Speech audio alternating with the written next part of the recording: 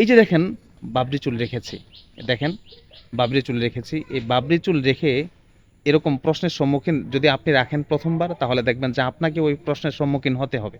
এটা আমি বলে দিলাম, আপনি যদি আপনার এলাকায় সর্বপ্রথম বাবরি রেখে থাকেন, তাহলে দেখবেন এই প্রশ্নের সম্মুখীন আপনাকে হতে হবে।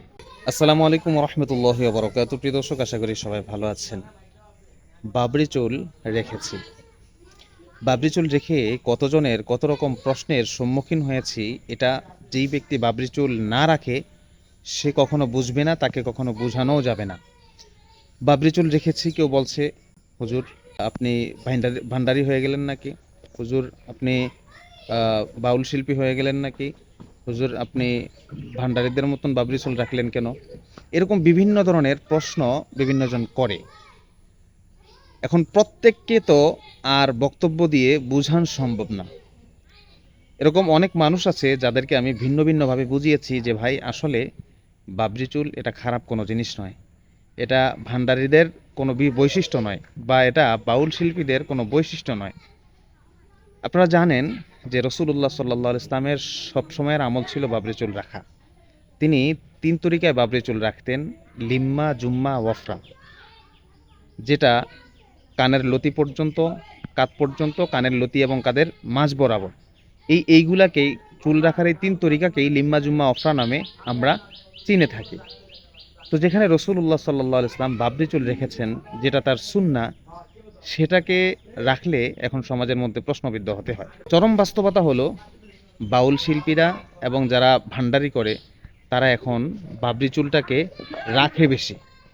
এই জন্য মানুষ মনে করে যে বাবরি চুল রাখা মানে কেউ ভান্ডারি হয়ে যাওয়া, বাবরি চুল রাখা মানে কেউ বাউল শিল্পী হয়ে যাওয়া।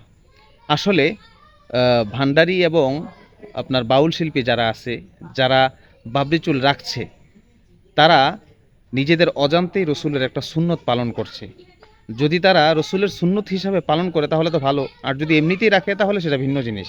তবে তারা যে বাবরি চুল রাখছে, আমি মনে করি যে এটাই রসুলের একটা সুন্নাহ, তারা সেই কাজটা করছে।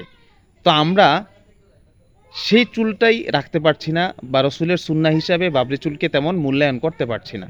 আমরা বাবরি চুল রাখলে অনেকে বিভিন্ন ধরনের ট্যাগ দিয়ে দেয়, যে জঙ্গি বা এই টাইপের বিভিন্ন ধরনের ট্যাগ দিয়ে দেয়, এবং তাকে বিভিন্ন ধরনের শব্দ, বিভিন্ন ধরনের কথা শুনতে হয়।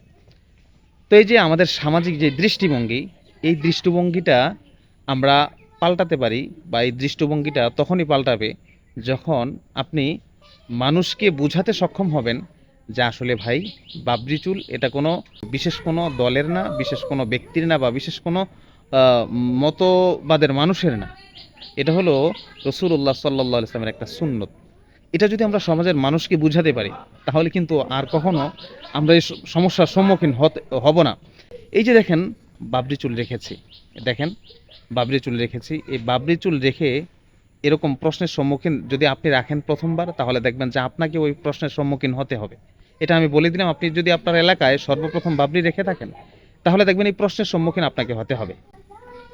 তো তাদেরকে জবাব দিতে হবে কি, যে আসলে এগুলা ভান্ডারীদের বৈশিষ্ট্য না, বা বাউল শিল্পীদের বৈশিষ্ট্য না, এটা হচ্ছে রসুলের সুন্নত।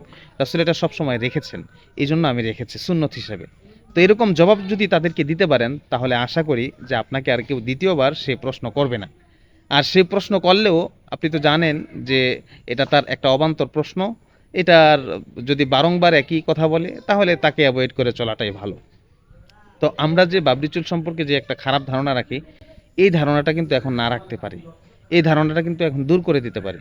কারণ যেটা রসুল্লাহ সবসময় সুন্নত, সেটাকে আমরা উপহাস করতে পারি না। যেটা রসুল্লাহ করেছেন সেটাকে আমরা উপহাস করতে পারি না।